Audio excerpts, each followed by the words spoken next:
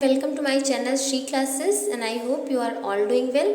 सो friends, आज हम cover करने वाले हैं फंडामेंटल सब्जेक्ट का एक बहुत ही important topic, care of terminally ill patient. कि टर्मिनली इल पेशेंट कौन से पेशेंट होते हैं? वो ऐसे पेशेंट होते हैं जो पूरे तरीके से रिकवर नहीं कर सकते, पर दवा के एज ट्रीटमेंट के बेस पे वो थोड़ा सा मतलब उनकी जो डिजीज़ की कंडीशन होती है वो उस स्टेज पे रुकी रह सकती है, पर वो पूरी तरीके से क्योर नहीं हो सकती, वो पहले के जैसे ठीक नहीं हो सकते।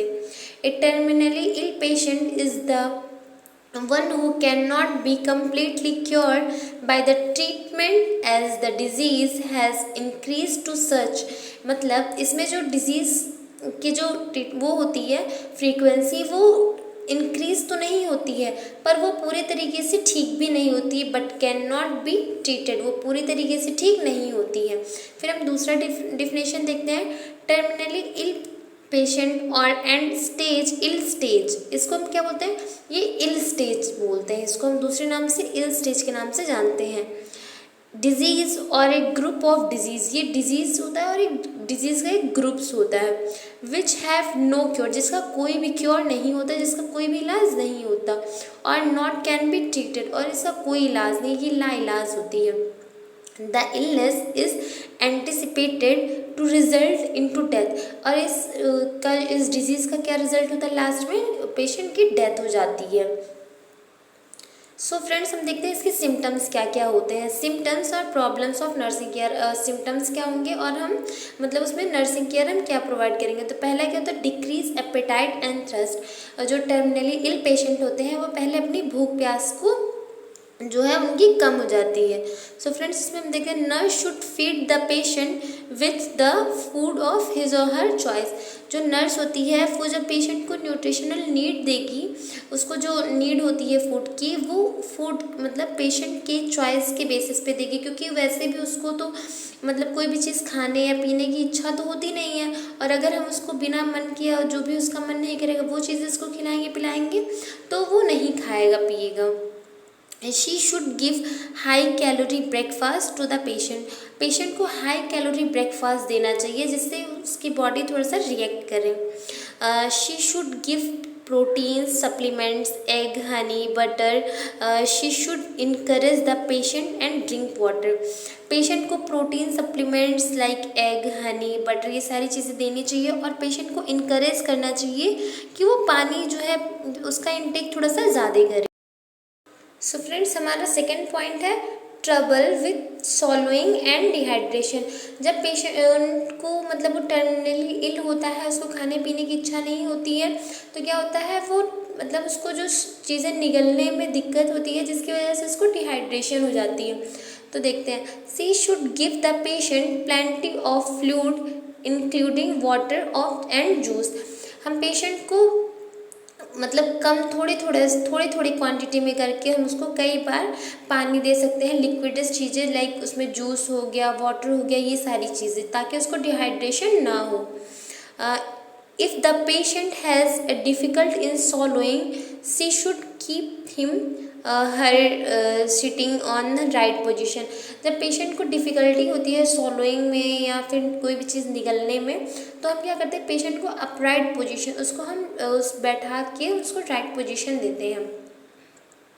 She should give soft diet that can be easily सॉलो by the patient. और पेशेंट को मतलब हम सॉलिड डाइट दे देंगे, सॉफ्ट डाइट देंगे, ताकि जैसे कि खिचड़ी हो गई और ये सारी दलिया हो गया, तो ये सारी चीज़ें क्या होगी, पेशेंट को निगलने में आसानी होगी और उसके हेल्थ के लिए भी अच्छा होगा। She should provide mouth care to the patient and maintain oral hygiene. Patient को जब हम मतलब माउथ के थ्रू हम उसको कोई भी फूड प्रोडक्ट या कुछ भी खिलाएंगे पिलाएंगे, तो हम उसको ओरल हाइजीन भी मेंटेन करेंगे, उसको लाइक ब्रश करवाना, फिर उसकी टंग क्लीन करना, ये सारी चीज़ें। She should apply Vaseline on the patient lips to protect them from drying. और जब पेशेंट को हम खिलाएंगे पिलाएंगे तो जब उसके मुँह को हम पोछेंगे तो थोड़ा सा ड्राई हो जाएंगे, जिसकी वजह से हम उसके बाद में उस पर हम वैसलीन अप्लाई कर देना चाहिए ताकि वो ड्राइनेस ना हो सके। फिर हमारा सेकंड टॉपिक है नोजिया एंड वॉमिटिंग। पेशेंट को नोजिया और वॉमिटिंग भी फील होता है, तो इसमें देखते हैं, she should give the patient biscuit in the morning on wake up time. जब पेशेंट उठता है तो उसको खाली पेट नहीं रखना चाहिए ज़्यादा टाइम तक, तो उसको हमें बिस्किट, 2 बिस्किट हो गया या थोड़ा सा नमकीन हो गया, एज अकॉर्डिंग टू पेशेंट उसको हम दे सकते हैं, ताकि उसको नोजिया वॉमिटिंग ज़्यादा फील ना हो। She should give the patient a piece of ginger ice chips. और हम पेशेंट को जिंजर यानी अदरक का टुकड़ा और आइस चिप्स ये सब सारी चीज़ें दे सकते हैं। She should give food every 2-3 hours during day.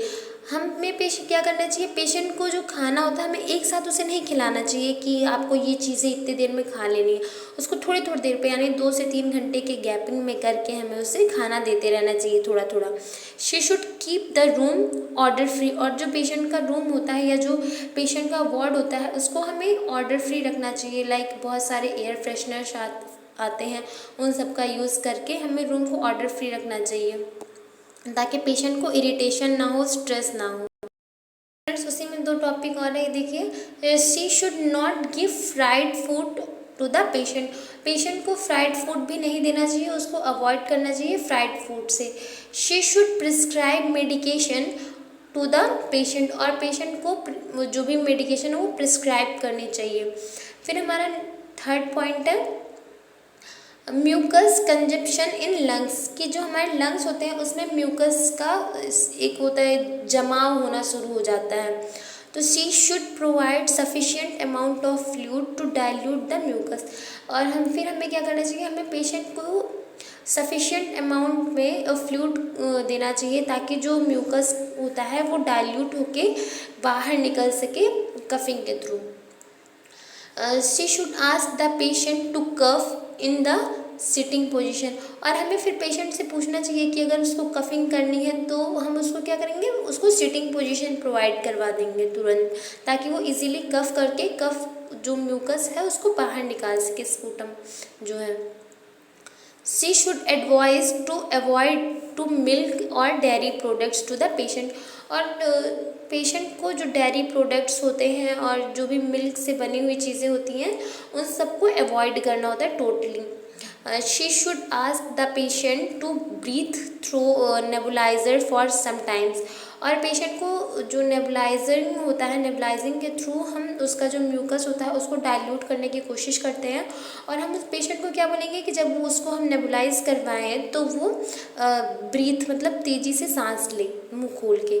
Constipation क्या होता है, कॉन्स्टिपेशन होता है जब पेशेंट में जो बाउल मूवमेंट होता है वो कम हो जाता है, तो जो स्टूल होता है वो हार्ड हो जाता है। ठीक, पेशेंट इजीली अवॉइड नहीं कर सकता है, तो इस कंडीशन में हम कॉन्स्टिपेशन बोलते हैं।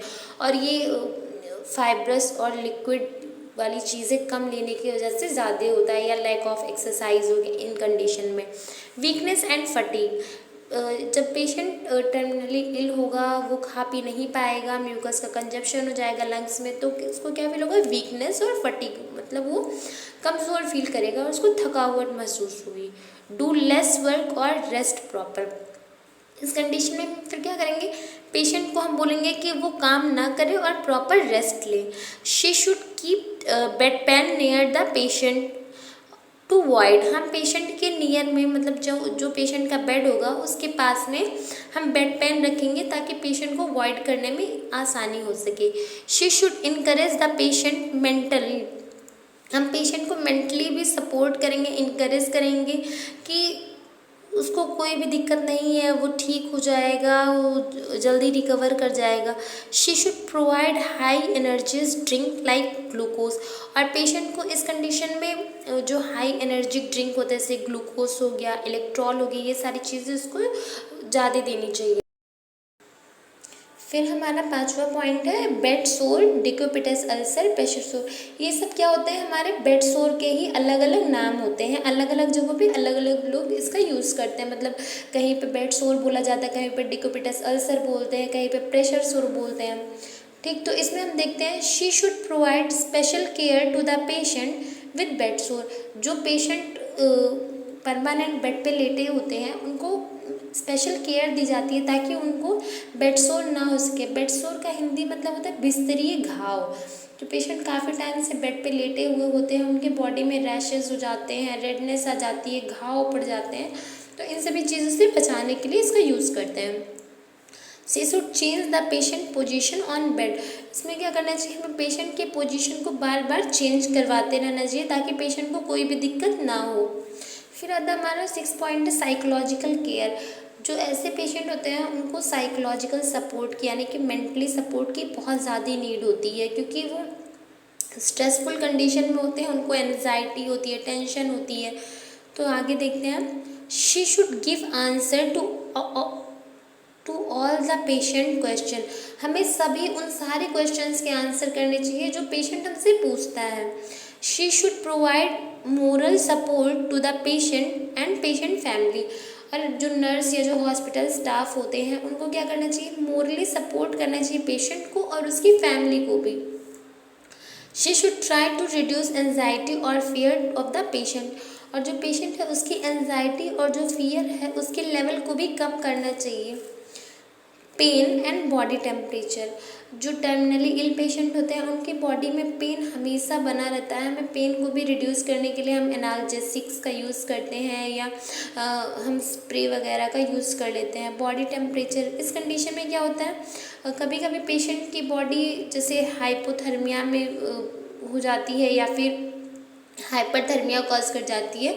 तो ऐसे पेशेंट में उसके नेचर या उस जो डिजीज़ है उसके ऊपर डिपेंड करता है। जो हमारा टेम्परेचर होता है वो हमारा फ्लैक्चुएट करता रहता है। So thank you friends, keep watching. अगर आपको ये टॉपिक समझ में आया तो please like share subscribe and press the bell icon. Thank you.